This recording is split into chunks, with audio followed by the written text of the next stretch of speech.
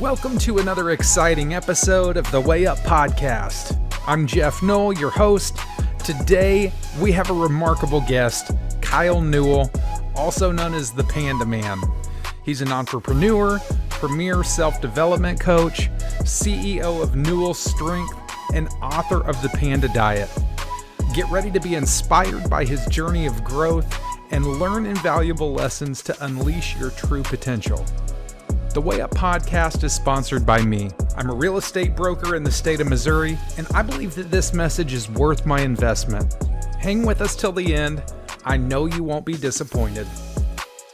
Hey, I am so very excited to be here with my brand new friend, Kyle Newell, also known as the Panda Man. He has a huge following on Instagram, always putting out advice and tips on intermittent fasting and fitness tips. So, dude, thank you so much for coming on. I'm really excited that you're here. Thank you, man. You're welcome, Geoff. Thanks for having me. I love doing this stuff, man. It gets me invigorated. Absolutely. Well, I found you through, actually, I'd seen you on TikTok before I saw you on a different podcast. And I was like, you know what? He went on that guy's podcast. Maybe he'll come on to mine. So I just reached out to you and you were like, heck yeah, let's do it. So awesome. Yeah. I'm excited for the opportunity, but tell us a little bit about yourself, where you're from, where you grew up, and where you're at and what you're doing. Sure. So originally born in Michigan, a town called Ypsilanti. It starts with a Y. So that's pretty cool. But I was born there. I have three brothers. We're all pretty close in age, born between 80 and 85, really tight. And then we moved to New Jersey in like 1988, I believe. So currently I live in a town called Hillsborough. So this is where I pretty much grew up. So me and my wife live out here. We have three children, 7, 6, and 3 years old. Got 2 dogs. We got 2 labs. And I have 2 gyms. So I got one in Hillsborough and then one about 15 minutes the other way. So I'm actually 15 minutes from each gym. I live right in the middle of them, which is cool. And a private training gyms, small group personal training. So I've been doing that for a long time. I used to be a teacher, phys ed teacher when I started the business. And beyond that, we got a senior home, me and one of my brothers. So that's been a big learning curve. And then I've got the Panda Man. So I got a lot of stuff going with that. I'm an author. I love to write. I love to put out content. Love to create books. And, fitness has really been a big part of my life. And that's how I've been able to really reach a lot of people is through fitness. Do your gyms have a special focus? Are you training athletes, bodybuilders, weight loss? What is the special focus? It used to just be primarily athletes when I opened the first facility in 2011. So I started the business in 2007. Then when I actually had a standalone facility, it was just athletes and then some men. And over the years, it's more of just your 35 to 60-year-old. Most of them are coming in for weight loss, strength building, and more energy. So that's really the focus. So small group personal training, my coaches coach them through everything, but there might be 6 to 12 people in a group, so it's not a big class, but we keep a really good ratio of coach to client and we guide them with their fasting, with their nutrition, with the mindset. That's a big piece, but that's pretty much what we do at the gyms.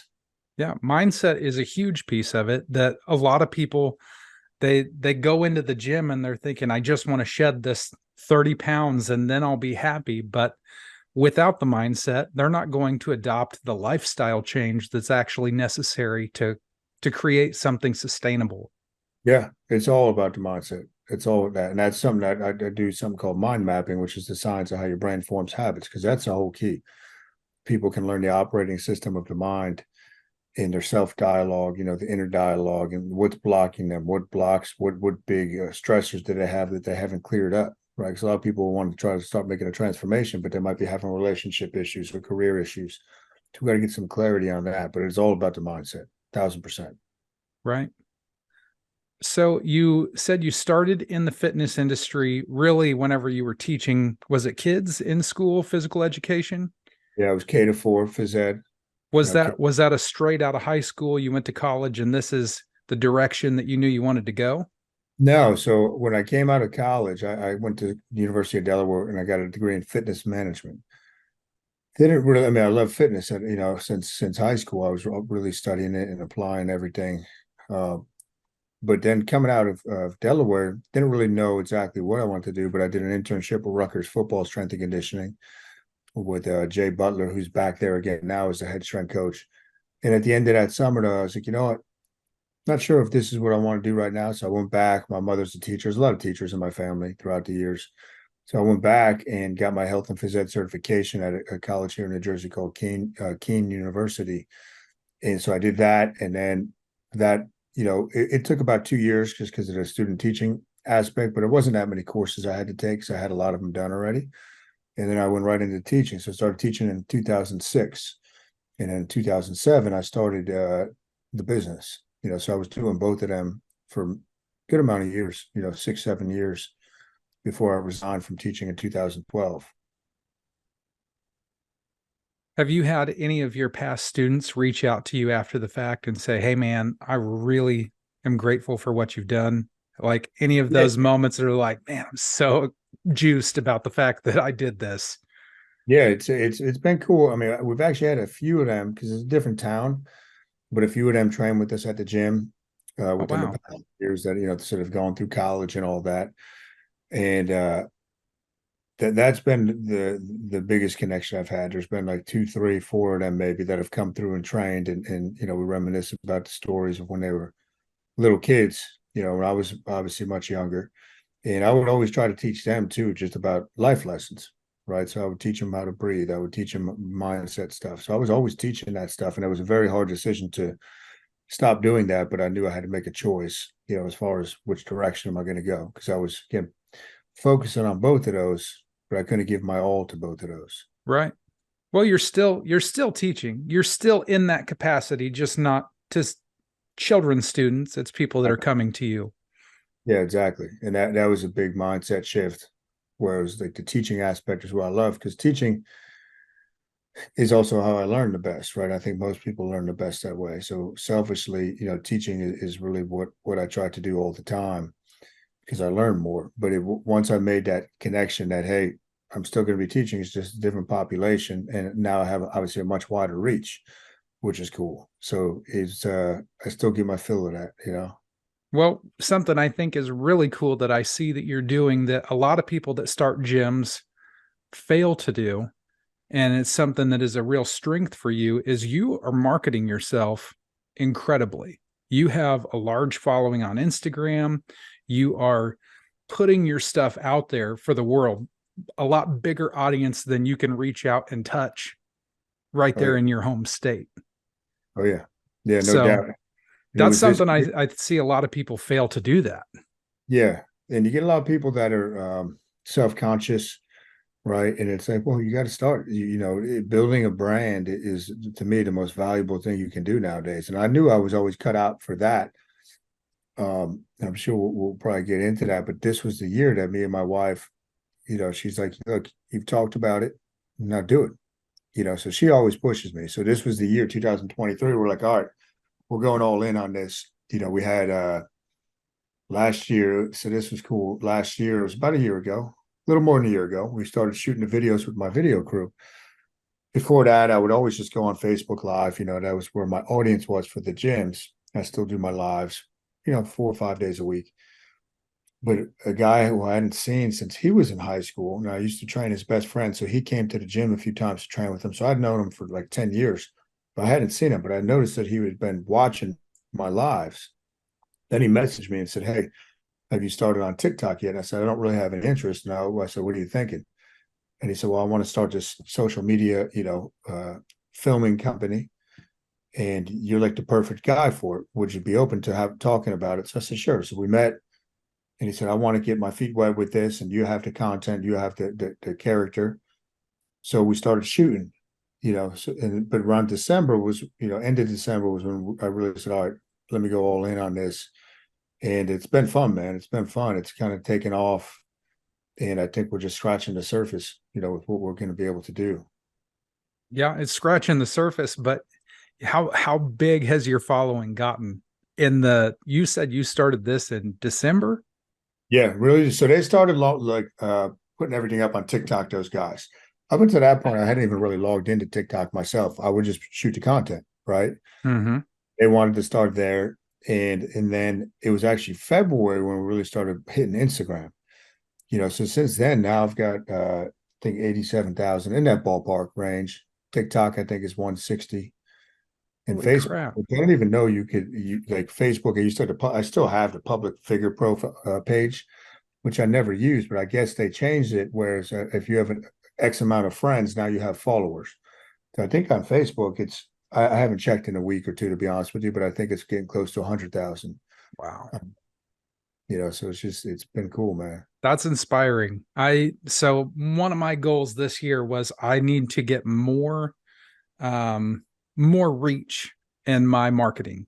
I'm a real estate agent in Missouri. I'm a broker, and that would really set me apart in my market, in the area of having sexy marketing, video marketing, because there's a few that dabble in it a little bit, but nobody's really dominating that market in my area. So I was like, man, I have got to do something. So I've started pumping out some videos, and the podcast was really just one way for me to get in front of people. But I was thinking about the podcast interests that I have. I don't want to listen to a real estate podcast. I love real estate, don't get me wrong, but I'm way more interested in self-development, personal growth, because I feel like those subject matters are, if you can relate to that in anything, no matter what you do. If you can make yourself better, you can be better. You can accomplish more, you can achieve more. Yeah. So, I've seen some huge changes in my own life that has made me want to do more than that. But one of the things that really piqued my interest when I started watching your videos was you talk a whole lot about intermittent fasting. Can you go into just talk about that a little bit, some of the things that you do with that and you've experimented with over the years? Sure. So when people talk about like intermittent fasting, the common one that most people refer to is like a 16-hour fast, right? So back in 2014, when I was getting ready for it, that was the last time I competed in bodybuilding. And my wife had never seen me compete because I hadn't competed in 6 years prior. And I was about halfway through my preparation.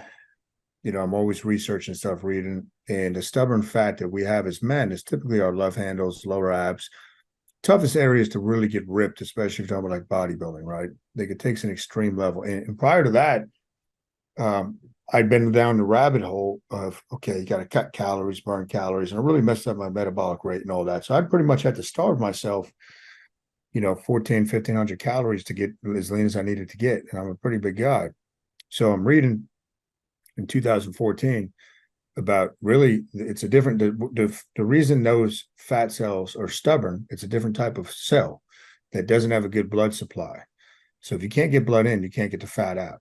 And the researcher who I was reading states, and he backed it up within the book, that the only way to really increase blood flow to those areas is through fasting.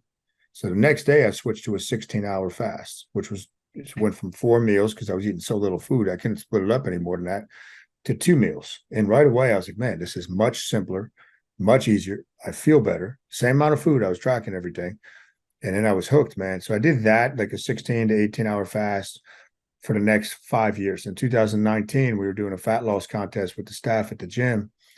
And I said, let me dive back into the research. Let me start playing around with longer fasting. I started researching that. And then I created that year what's now known as the Panda diet, where my base plan is a 48-hour fast to start the week, and then 1 meal a day.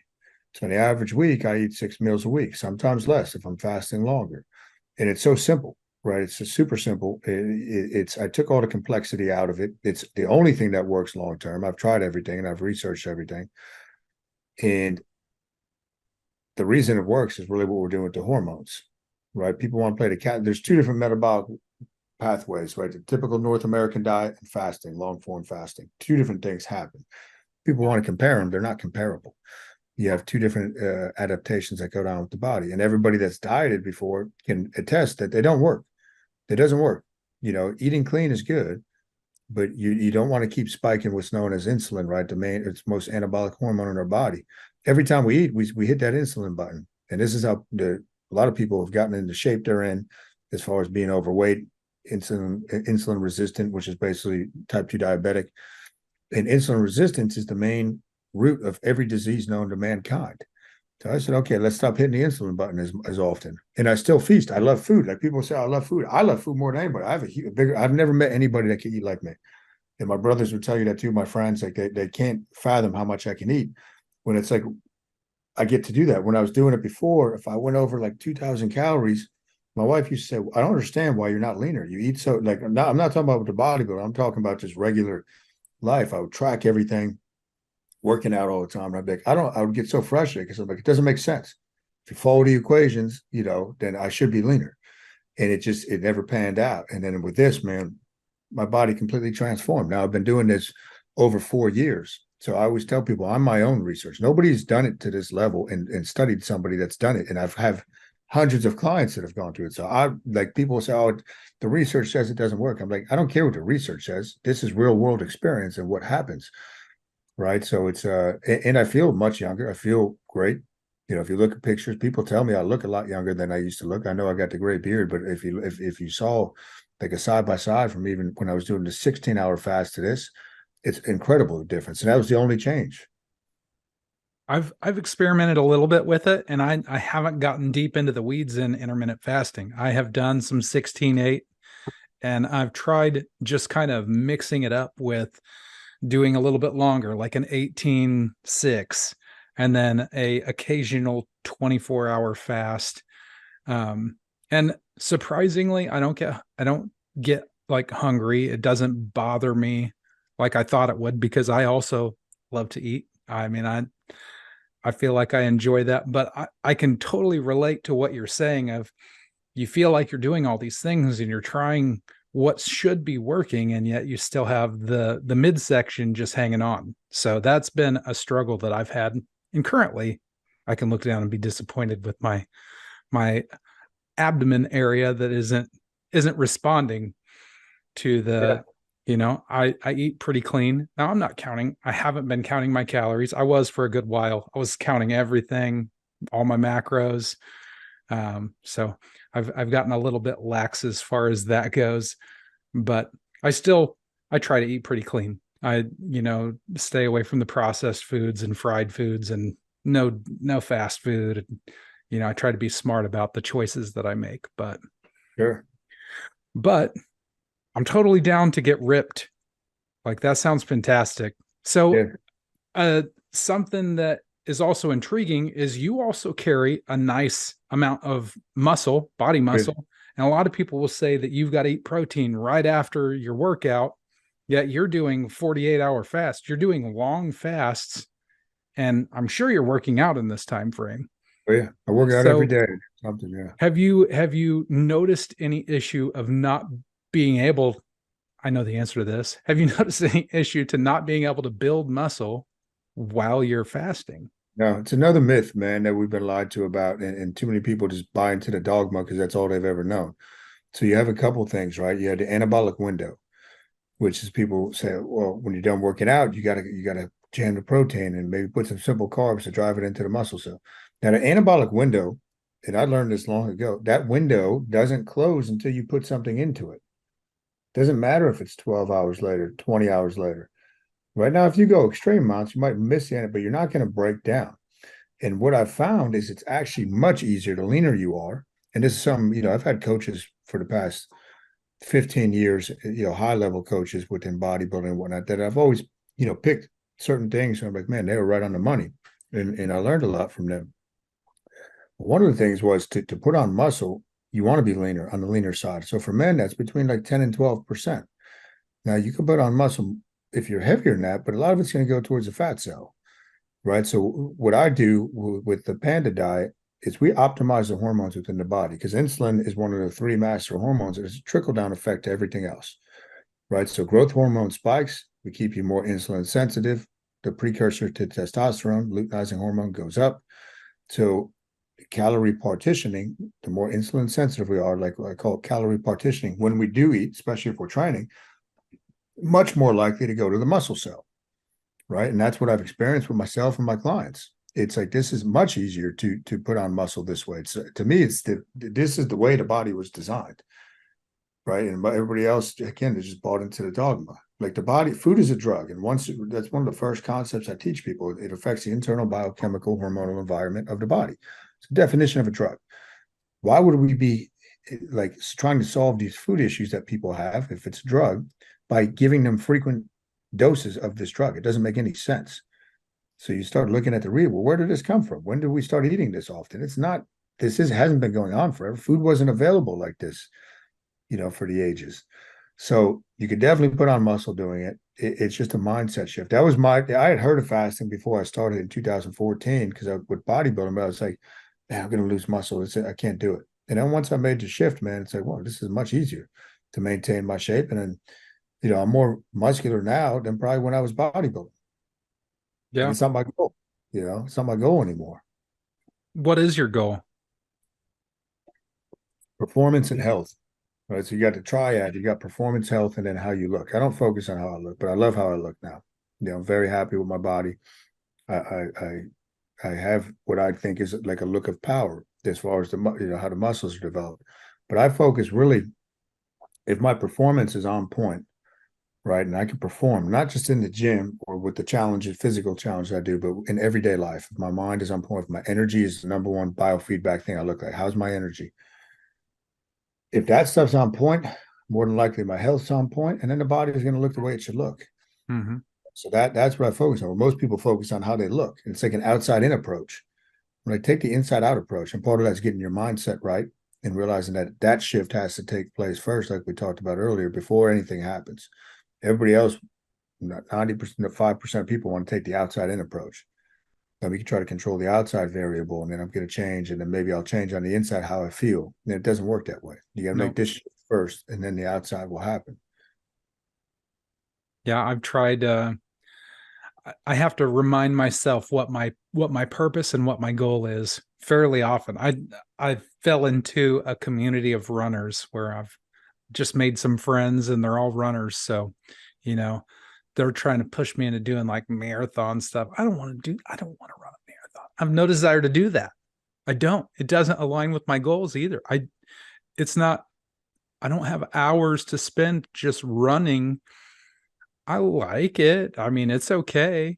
But then you just feel beat to crap. Everybody after a marathon is walking around hurting.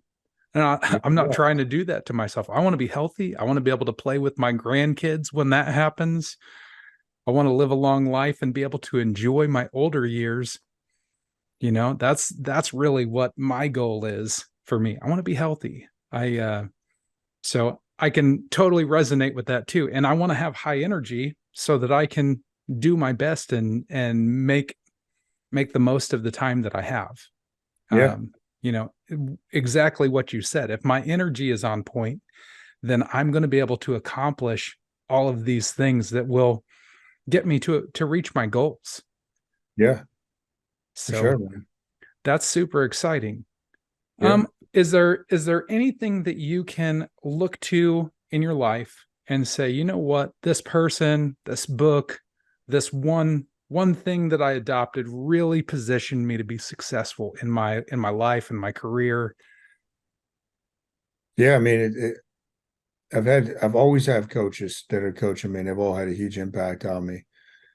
But I think,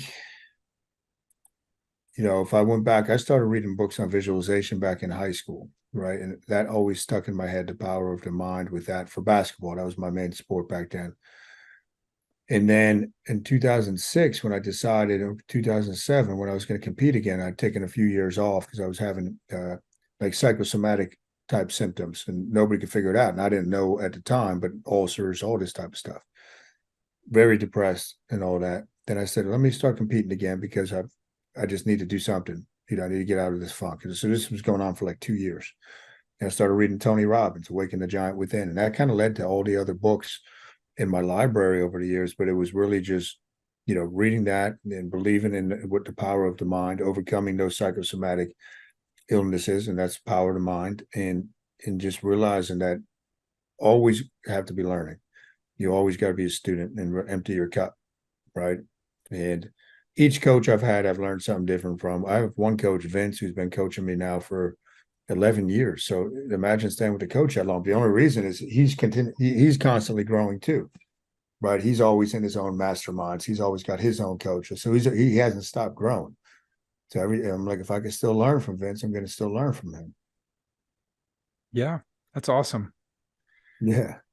Do you have any advice that you would give to somebody who is early on in a position where you are? Maybe they have a gym, maybe they're wanting to start something like that, and they want to help people. Their goal is to help people. What one piece of advice would you give that person? I would say if there was one piece, they have to get a coach themselves. Yeah. I really believe that because the coach is going to be able to help you get there more smoothly. And like if you're in a position like I am, that's what I am. I'm a coach. And if I don't have a coach, how can I honestly preach to my clients the power and importance of coaching? It doesn't make sense. I've never understood that when coaches do. Everybody that's the best at what they do has a coach. I don't care what sport it is or what they do. They have a coach or a trainer or whatever it is. So I would say that. And a lot of people think, oh, I know it all. I don't need it. Well, what about your mindset? What about this? What about visualization? What about, wealth attraction? There's an area that everybody needs a coach in. So I would say if somebody was younger than me and coming into this type of field, get a coach. That would be the number one thing I would tell them. Invest in yourself. Have you felt like the business that you've been in, has it taken you away from your family? Has it been something that has been a time suck? Or have you figured out how to manage that and balance? Yeah, it's basically having four businesses.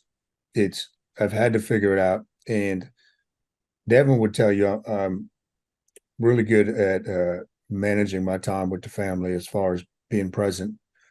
She knows when it's time to work, it's time to work. But I have a fortunate that I have a flexible schedule because it's of my own making. But it is always you got to have reminders, and you got to say, okay, work to the clock. I'm a big believer in that. Like I always set my timer, and I'm working to time limits, whatever I'm doing. So the Panda Man, obviously, that's been another. I'm not like a technology guy. I'm not a phone guy. Like my ringer's never on. I'm not scrolling on my phone. So that's been an adjustment for me as far as, I've got to do that. If I want to build my brand, I've got to be on there more often. So that's taking some getting used to with me and my wife. Um, but it's all a learning curve, right? You got to use the tools that are available to you to get you where you want to go. That's awesome, man. I went through that actually this afternoon, right before this podcast. My dog was coming in and out. I'm recording this in my living room right now. I'm standing this in front of my table. This is all set up in my living room. So I don't have dedicated office space in my house. Yeah. I love where I'm at, but severely needing some office space. But I was like, man, I hope the dogs will stay quiet while I'm recording the podcast. And my wife said, well, we're going to have to sit quiet in the bedroom while you're recording this. But this is just something that we are working with what we have at the moment. We're Sure, yeah. making the best of what we have. And just like you said, your wife pushed you. Now it's time to get started. You gotta do this. That was kind of where we were at too. I was like, man, I want to do all these things, but if I wait until I have everything lined up, it's never going to happen. Well, You just have to get out there and do it. So start, man, you got to start. Don't wait for all the lights to be green. That's what I tell yeah, people. Oh, just get after it. Something yeah, will happen.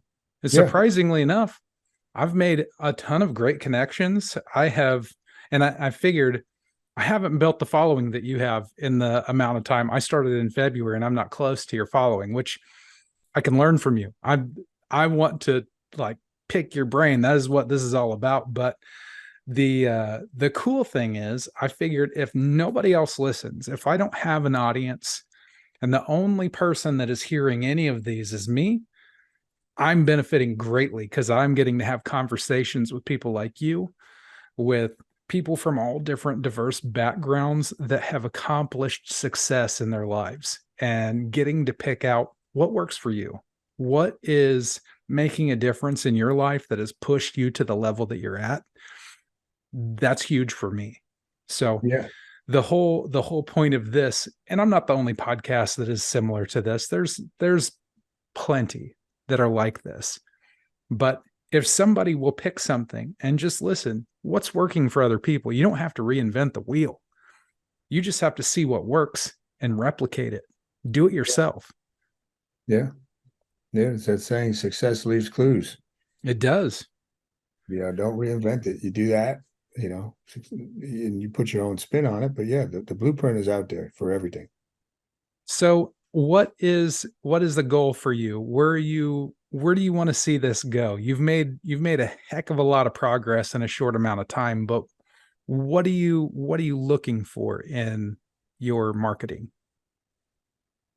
If I look at why I'm here, man, it's to inspire people to transform their lives. Right. That's really the mission. My personal mission statement that is obviously the same one at the gym. That's what I'm doing with the Panda Man. But with the Panda Man, really my bigger vision is to what I term like a million people in the Panda Man militia, right? Where they've either gone through my courses or they've learned, because I know the impact I can have on people with what my methodologies and stuff that I've learned and stuff that most people aren't talking about, but I know how it can transform lives. So if I have a million people that go through this, they're going to have an impact on the people in their life. And it's just going to be like this spider web. And I truly feel that I could change the trajectory of a lot of mankind just by that million people, having that million people that learn directly from me, and it's a big vision, but I know it's possible.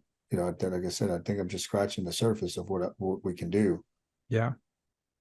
Whenever you take a minute to notice the distance you've come, how far you've made it, and the accomplishment that you've made, do you feel like you're further than you thought you would have been in this time? Yeah, it's funny, man. It's like it's been a long time in the making. So a lot of the pieces were already in place. And at the same time, though, I always stay humble. I always remain. I don't. In my mind, it's still the feeling of like, who would want to learn from me? People keep wanting to just keep showing up, but that's all. And I think it drives me in some ways to keep getting better myself and realizing that, the numbers are cool, but it's like I just got to keep getting better and being authentic and just keep doing that and see where it goes. Like, I think my buddies and my friends get more of a kick out of it than me. But yeah, I'm very grateful for how far we've come in this period of time. But it's every day I wake up and it's like, all right, gotta get to work. There's a lot more you got to do. You're not close to hitting your full potential. Yeah. Allows me to stay focused. I feel that too. Do you have mornings where you wake up and you're like, man, I don't want to do this. I just want to roll back over? All the time, man. All the time. Yeah, all the time. And that's where the discipline comes in, right?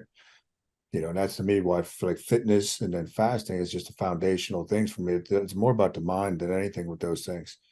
An impact in the mind, not having the right mindset, but impacting the mind. And I was like, I do those every day. It doesn't matter, right? So that gives me an anchor point. That's not how. That's part of the panda. Is part of the symbology of that is black or white, right? It's you're either doing it or you're not. You're not. There's not. Let me see how I feel, right? So I base the black or white aspect of the panda is in the word decision, which means to sever, to cut yourself off from any other possibilities. Then that helps, right? When you take that off the table, that hey, I can't go back this way, right? I don't even leave that option on the table for those two things, right? So I know no matter what, I'm hitting those points, and it's going to keep me somehow anchored, even if I'm in a funk or whatever. I still do those, and it's still a win, you know. That's awesome, man. Yeah, being able to override whenever you feel, I call it the inner bitch voice, but you hear that coming in of, man, I just don't want to do it. But it doesn't matter what you want to do. It Yeah, doesn't, that really doesn't matter. You get up and you do that and you create that discipline, and that small win just sets you up for another success. Because how many times do you get to work and you're like, man, I don't want to do that. I don't want to make a bunch of phone calls to people that are likely going to hang up on me today. Doesn't really matter. As long as I do it, the success will come. Like, somebody's going to answer. Somebody's going to say, man, I want to buy a house. That sounds great. That I was thinking about this. I need to buy a house, you know? Yeah. Good, So, man. I mean, it doesn't happen unless you put in the reps. Yeah. But that is super cool. Um, what is something that people that know you likely don't know about you?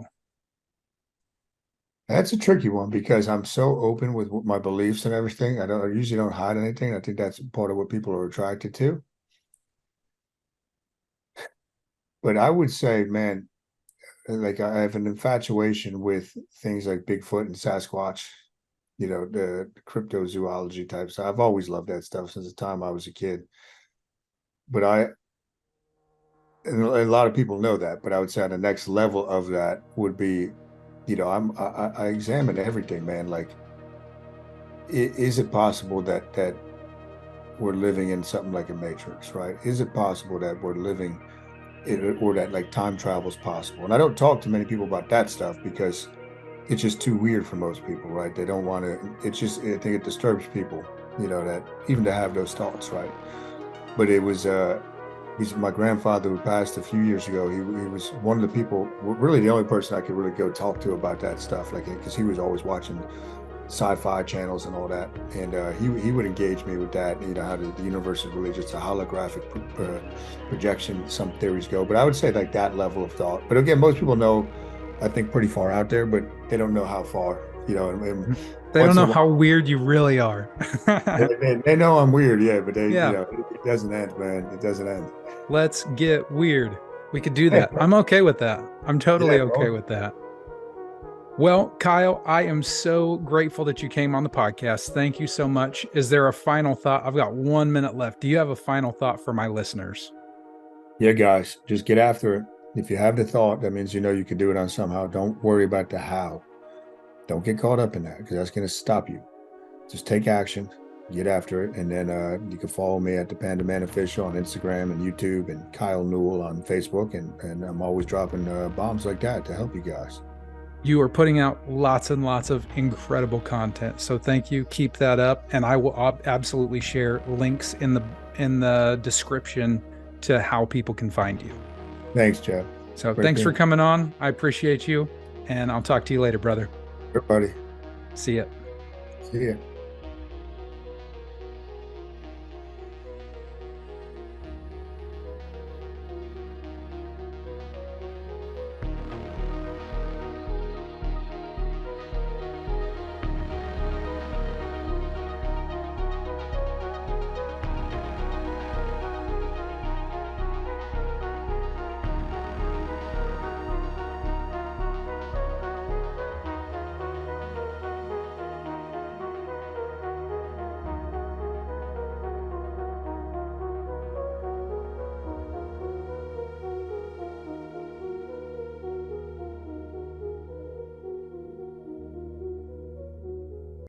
Yeah, boy.